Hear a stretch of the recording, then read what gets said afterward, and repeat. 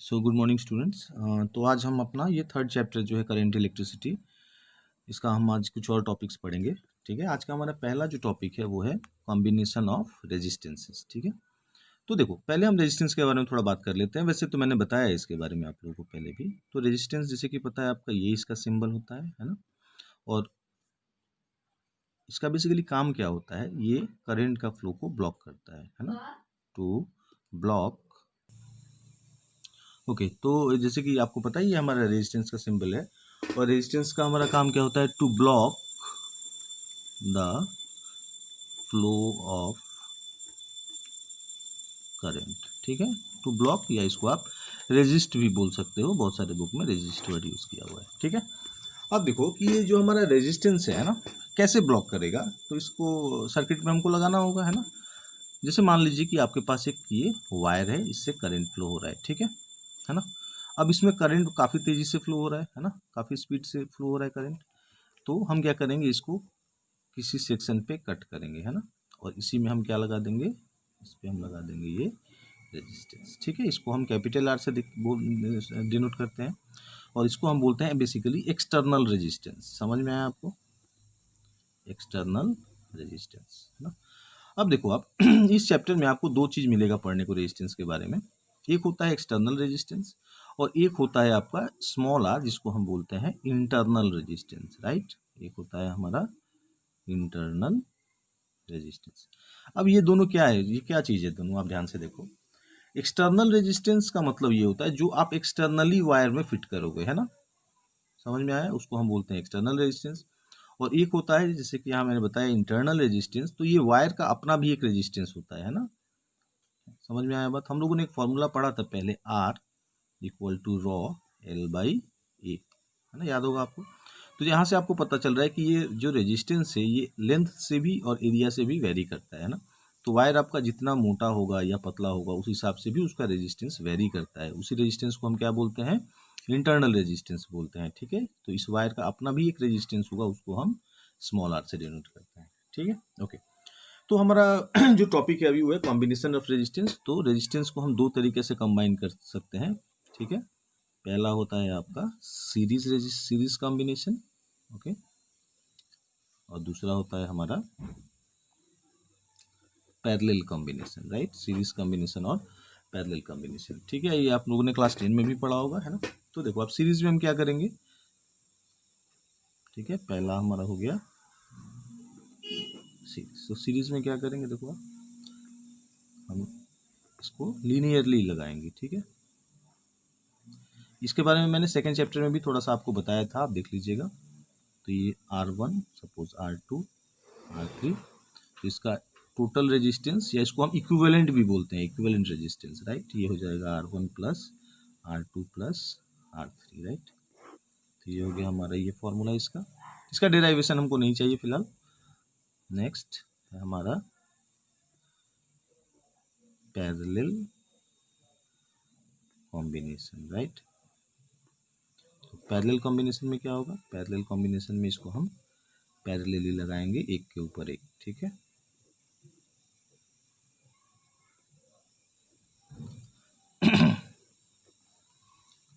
ये मान लेते हैं हमारा R1 है, ये R2 है, ये हमारा R3 है। ठीक है, तो ये क्या हो जाएगा, देयरफॉर 1/R टोटल या R इक्विवेलेंट, ये हम लिख सकते हैं 1/R1 plus 1/R2 plus 1/R3।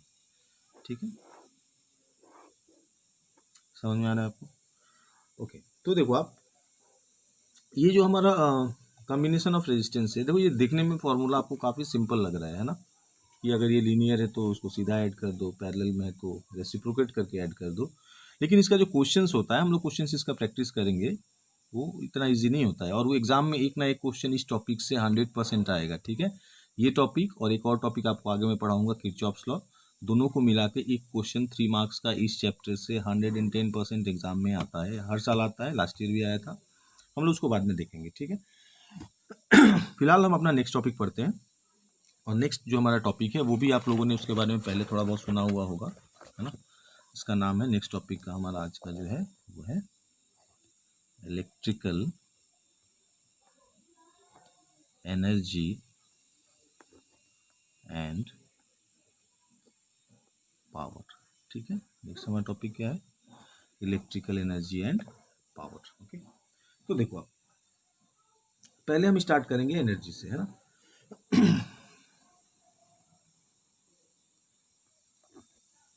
ठीक है, तो एनर्जी का हम लोगों ने डिफिनीशन पढ़ा था क्लास 11 में भी, है ना। वर्क एनर्जी पावर चैप्टर एक मैंने आपको पढ़ाया था क्लास 11 का फिजिक्स में, है ना। यहाँ भी हम पढ़ेंगे एनर्जी के बारे में, लेकिन यहाँ पे इसका सॉरी, यहाँ पे जो पढ़ने का हमारा जो वे है थोड़ा अलग होगा। हमको इसको करंट के रिस्पेक्ट में पढ़ना है, इलेक्ट्रिसिटी के रिस्पेक्ट में पढ़ना है ना। तो इसके लिए हम यहाँ पे एक फॉर्मूला भी डिराइव करेंगे, है ना। एनर्जी बेसिकली क्या होता है, तो energy capacity of doing work, है ना। हम लोगों ने पहले भी पढ़ा था क्लास 11 में, आपको याद होगा। एनर्जी क्या होता है, it is the capacity of doing work, right. लेकिन वो जो डिफिनीशन था, वो डिफिनीशन थोड़ा मैकेनिकल डिफिनीशन है ना। यहाँ पे जो वर्क करने का कैपेसिटी है उसको आप कैसे पढ़ोगे, उसको आप पढ़ोगे ऐसे कि जैसे कि मान लो कि कोई एक पॉइंट है ए, है ना, और ये एक पॉइंट है बी। ठीक है, तो यहाँ से अगर आप कोई चार्ज को इस पॉइंट पे ला रहे हो, पॉइंट ए से पॉइंट बी पे, तो आपको एक वर्क करना होगा, है ना। ऑब्वियसली एक वर्क डन होगा, है ना। और ये वर्क डन कहीं भी अगर होगा तो उसके करस्पॉन्डिंग आपको एक टाइम भी लगेगा। समझ में आ रहा होगा आपको, आई थिंक, है ना। तो यही जो कैपेसिटी, कितना कैपेसिटी हमारे पास है कि ये वर्क को हम कर पा रहे हैं एक गिवन टाइम में, इज कॉल्ड योर एनर्जी। ठीक है, यहाँ पे डिफिनीशन इतना इंपॉर्टेंट नहीं है, क्योंकि फिजिक्स में यहाँ पे हमको मैथमेटिकल फार्मूला पढ़ना है। इसका कंसेप्चुअल क्लैरिटी हमको क्लास 11 में ऑलरेडी था, है ना, वर्क एनर्जी पावर चैप्टर में। तो देखो इसको हम कैसे अब डिराइव करेंगे, है ना। इसके लिए हम पहले लिखेंगे ओम्स लॉ, है ना। हम लिखेंगे वी नो, ओम्स लॉ हमारा क्या होता है, ओम्स लॉ होता है हमारा V इक्वल टू IR, है ना, आपको पता होगा ये। ओके, नेक्स्ट हमारा है, ये हमारा पोटेंशियल है, ये हमारा करंट है, रेजिस्टेंस है ना। और एक फार्मूला हम लोगों ने पढ़ा था वर्क डन का, आपको याद होगा सेकंड चैप्टर में। तो वर्क डन का फार्मूला क्या था, वर्क डन हमारा क्या होता है, W होता है, और W का फार्मूला क्या था, V इंटू क्यू, है ना।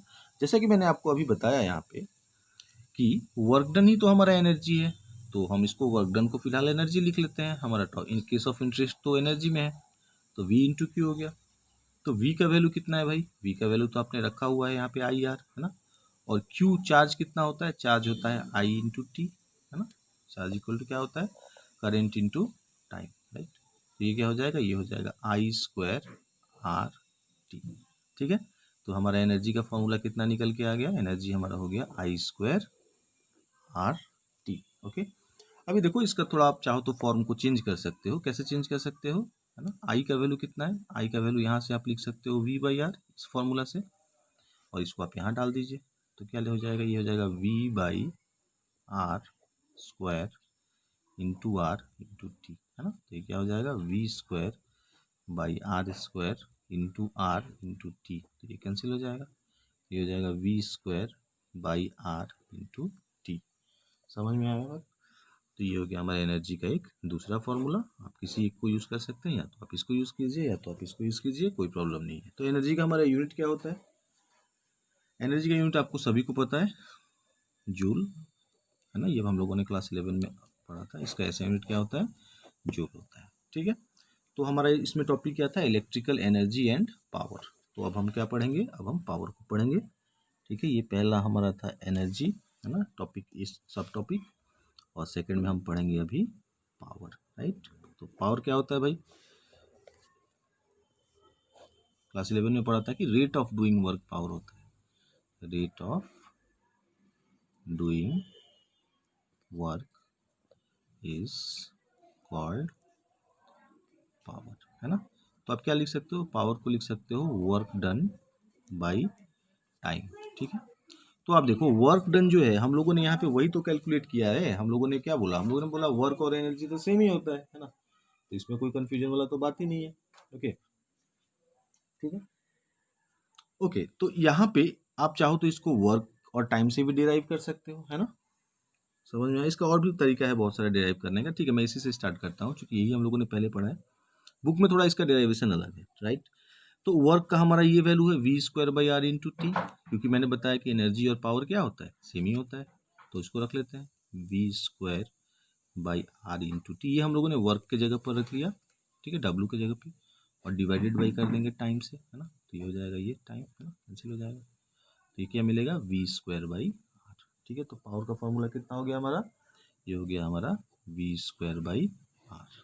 ठीक है, अब देखो आप इसको कभी कभी एग्जाम में पूछता है कि पावर और करंट का रिलेशन बताओ, तो यहाँ करंट तो है ही नहीं, है ना, यहाँ करंट नहीं है, तो इसको हम क्या करेंगे, इसको हम लिख सकते हैं V equal to I R, right. R का वैल्यू कितना हो जाएगा, आर का वैल्यू हो जाएगा V बाई आई।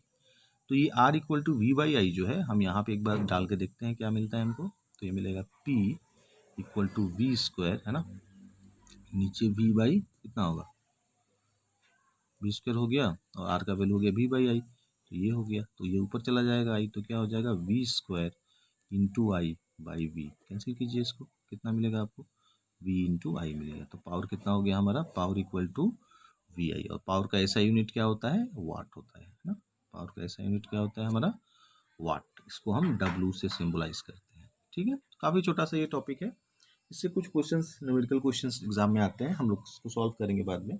ठीक है, ओके, नेक्स्ट टॉपिक पे हम आते हैं, और ये जो नेक्स्ट टॉपिक हमारा है अभी जो हम लोग पढ़ेंगे वो काफ़ी इंपॉर्टेंट टॉपिक है। ठीक है, क्यों, क्योंकि इससे एग्जाम में हमेशा एक क्वेश्चन आता है। ओके, अभी जो हम टॉपिक पढ़ेंगे ये सबसे इस चैप्टर का मोस्ट इंपॉर्टेंट टॉपिक है। ओके, इसको आप काफ़ी ध्यान से देखो, इससे एंट्रेंस एग्जाम में भी क्वेश्चन आता है और बोर्ड एग्जाम में भी क्वेश्चन आता है। ठीक है, तो हमारा टॉपिक क्या है देखते हैं, हमारा टॉपिक है किरचॉफ्स लॉ। ठीक है, क्या नाम है हमारा इसका, किरचॉफ्स लॉ। ठीक है, ये किरचॉफ जो एक साइंटिस्ट का नाम था, है ना,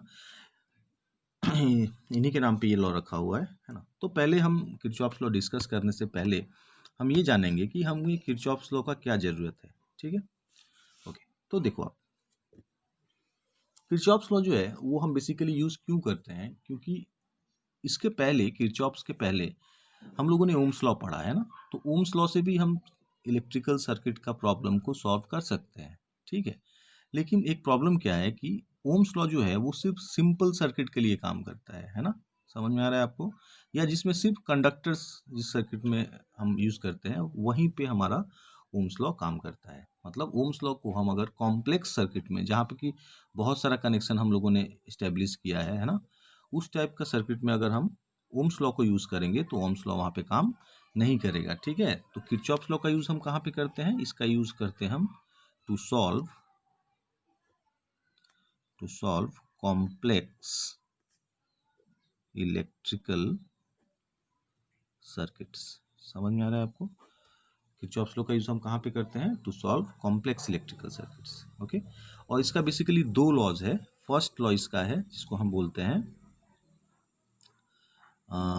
जंक्शन रूल। ठीक है, या इसको हम KCL, किरचॉफ्स करंट लॉ भी बोलते हैं, है ना, या किरचॉफ्स फर्स्ट लॉ भी बोलते हैं। समझ में आया बात, किरचॉफ्स, ये के का मतलब किरचॉफ्स है, मैं शॉर्ट में लिख रहा हूँ। ठीक है, तो हमारा इसका नाम क्या है, जंक्शन रूल, है ना, या इसको हम किरचॉफ्स फर्स्ट लॉ बोलते हैं। एग्जाम में ये फर्स्ट लॉ के हिसाब से पूछा जाता है। ठीक है, काफ़ी ईजी है ये। आप देखो क्या होता है, मान लो आपकी यहाँ पे एक पॉइंट है ना, और इस पॉइंट पे इधर से एक करंट आ रहा है, सपोज I1। ओके, और ये करंट यहाँ से बाहर निकल जा रहा है जिसका नाम है सपोज I2। फिर एक कंसीडर कर लो आपकी यहाँ से एक करंट आ रहा है I3, और यहाँ पे ये बाहर निकल जा रहा है कैसे, I4 बन के बाहर निकल जा रहा है, राइट। तो अब इसका इक्वेशन आप कैसे बनाओगे, है ना। किरचॉफ्स ने क्या बोला इस लॉ में, किरचॉफ्स ने बोला कि the sum of all the currents, okay, coming to the point in a given circuit is equal to the outgoing current. मतलब ये जो करंट इनकमिंग करंट है ना, ये पॉइंट पे अंदर घुस रहा है और ये बाहर निकल रहा है, मतलब ये दोनों का सम इस दोनों के सम के बराबर होगा। तो आप इसको क्या लिख सकते हो, I1 लिख सकते हो, ये I3 लिख सकते हो, इक्वल टू क्या लिखोगे, I2 plus I4।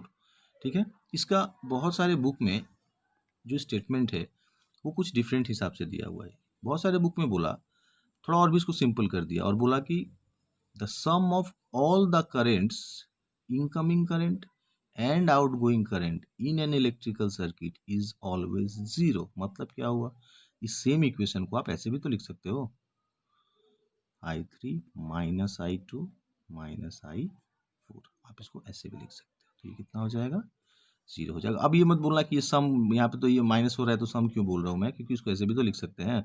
Minus plus current में तो डायरेक्शन ही बताता है आपको, जिसको आप ऐसे भी तो लिख सकते हैं ना। ठीक है, तो इसलिए इसको कंफ्यूज नहीं होना है। ठीक है, मैं फिर से एक बार बोलता हूँ, सिंपल लैंग्वेज में इसको बोलते हैं कि the sum of all the currents, okay, meeting in electrical circuit, और आप ऐसे भी बोल सकते हो कि the sum of all the incoming and outgoing current in an electrical circuit is always, कितना लिखा है मैंने, ये जीरो होता है। ठीक है, ये है हमारा किरचॉफ का फर्स्ट लॉ। ठीक है, ओके। नेक्स्ट इसने क्या बताया सेकेंड लॉ में, ठीक है, इसको हम बोलते हैं लूप लॉ। ठीक है, ये काफ़ी कॉम्प्लेक्स है लूप लॉ, थोड़ा सा ये समझने में प्रॉब्लम है, बट काफ़ी इजी भी लगेगा अगर आप इसको ध्यान से पढ़ोगे तो, है ना। तो लूप लॉ में क्या बताया, लूप लॉ में ये बताया, जैसे कि मैं अगर यहाँ पे एक सर्किट ड्रॉ कर लूँ, जैसे कि मान लो एक सर्किट ड्रॉ करता हूँ ये, ठीक है,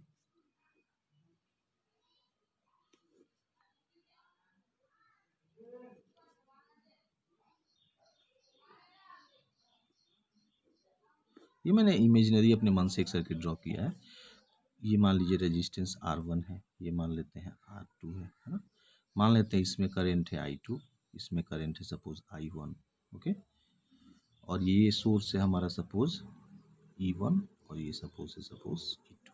ठीक है, तो किरचॉफ ने क्या बोला, है ना, इसने ये बोला कि किसी भी सर्किट में, है ना, अगर हम एक से ज़्यादा सोर्स लगाते हैं, देखो आप दो सोर्स मैंने लगाया हुआ है ना, यहाँ पे आप देखो मैंने दो रेजिस्टेंस लगाया हुआ है, और उसके करस्पॉन्डिंग दो करंट भी मैंने यहाँ रखा हुआ है, ध्यान से देखो आप। ठीक है, तो इन्होंने ये बताया कि भाई कहीं भी अगर सर्किट में एक से ज़्यादा सोर्सेज है ना, और एक से ज़्यादा रेजिस्टेंस और करंट का सोर्स है, तो उसको हम according to our Kirchhoff second law that is loop law हम लिख सकते हैं E1 प्लस E2, है ना।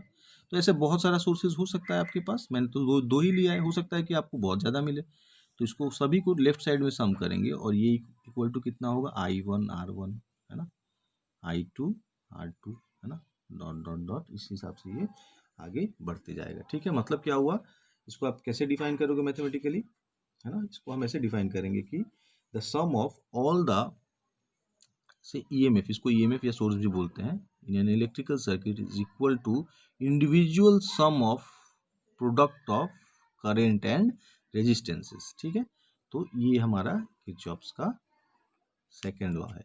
अब देखो ये क्यों मैंने बोला कि थोड़ा कॉम्प्लेक्स है, क्योंकि इसमें प्रॉब्लम होता है। प्रॉब्लम ये होता है, देखो ये दोनों सोर्स मैंने तो लगाया, ये एक ऑर्डर में लगाया हुआ है ना, सेम ये प्लस एक साथ है, माइनस एक साथ है ना, लेकिन कहीं कहीं पे क्या होगा, ये आपको कहीं प्लस लगाएगा, कहीं पे किसी साइड में इसको उल्टा कर देगा, तो क्या होगा, करंट का डायरेक्शन उल्टा हो जाता है, तो वहाँ पे हमको माइनस प्लस कंसिडर करने में थोड़ा प्रॉब्लम होता है। वैसे प्रॉब्लम तो नहीं होगा, बट स्टूडेंट्स को थोड़ा उसमें दिक्कत होता है, इसको इसका साइन को कंसिडर करने में। ठीक है, तो वो जब हम क्वेश्चन सॉल्व करेंगे तो आपको क्लियर हो जाएगा, राइट। तो ये हम लोगों ने यहाँ पे डिस्कस किया किरचॉफ्स का फर्स्ट और सेकेंड लॉ। अभी देखो ये जो हमारा है ना सेकेंड वाला लॉ, ये इसको हम बोलते हैं law of conservation of energy पे ये डिपेंड है। ठीक है, ये 1 मार्क का क्वेश्चन एक बार एंट्रेंस एग्जाम में पूछा था कि किरचॉफ सेकेंड लॉ किस चीज़ को रिजेंबल करता है, तो ये होता है हमारा law of conservation of energy. और ये जो आपका फर्स्ट वाला है ना, ये ऑब्वियस सा बात है, इसमें सिर्फ करंट ही है ना, तो ये हमारा law of conservation of charge को डिनोट करता है। ठीक है, ये चार्ज को और ये एनर्जी को, इसको आप थोड़ा ध्यान से देखना, ये पूछता है 1 मार्क में। क्योंकि अभी CBSE में MCQ आ रहा है, तो थोड़ा सावधानी से हम लोगों को पॉइंट वाइज पढ़ना होगा, अदरवाइज MCQ कभी कभी पूछ देता है और स्टूडेंट उसको नहीं कर पाते हैं। ठीक है, तो ये रहा हमारा किरचॉफ्स का सेकेंड लॉ। हम देखते हैं कुछ और। ठीक है, नेक्स्ट टॉपिक जो हमारा होगा, ओके ओके फाइन, नेक्स्ट हमारा जो आज का टॉपिक है वो है व्हिस्टन ब्रिज, राइट, व्हिस्टन ब्रिज। ठीक है, देखो आप एक चीज़ मैं आपको बताना चाहता हूँ, इस चैप्टर का जो वेटेज है वो एग्जाम में 6 मार्क्स होता है, 6 to 7 मार्क्स का वेटेज है इस चैप्टर का। और इसमें क्वेश्चन एकदम फिक्स्ड है, क्वेश्चन उसी सेक्शन से पूछा जाता है। इसमें बेसिकली आप अगर इस चैप्टर को ध्यान से देखोगे तो 3 सेक्शन है। हम लोग अभी पहला वाला सेक्शन पढ़ रहे हैं, ठीक है। सेकंड वाला जो सेक्शन है ये डिवाइस के बारे में पढ़ना है, व्हिटस्टोन ब्रिज, पोटेंशियोमीटर, मीटर ब्रिज, ये सब के बारे में पढ़ना है। और आपका जो थर्ड वाला सेक्शन होगा उसमें हमको सेल के बारे में पढ़ना है। सेल मतलब पता है आपको, बैटरी को बोलते हैं, है ना। जैसे मोबाइल में बैटरी है, घर में हम इन्वर्टर में बैटरी लगाते हैं, उसके बारे में पढ़ना है। और तीनों से एक एक क्वेश्चन एग्जाम में आता है, तो आप अगर उसको अच्छा से प्रिसाइजली समझ के पढ़ोगे एग्जाम में आराम से लिख सकते हो, ठीक है। एनीवे, तो हमारा नेक्स्ट टॉपिक है व्हिटस्टोन ब्रिज। व्हिटस्टोन ब्रिज क्या होता है? व्हिटस्टोन ब्रिज एक बेसिकली डिवाइस है ना, जिससे कि हम अननोन रेजिस्टेंस को मेजर करते हैं। क्या मेजर करते हैं हम इससे? अननोन रेजिस्टेंस, ठीक है। कैसे मेजर करते हैं हम इसको नेक्स्ट वीडियो में डिस्कस करेंगे। फिलहाल आज हम इसको यहीं पे रखेंगे, ठीक है। नेक्स्ट क्लास में हम देखते हैं। Thank you.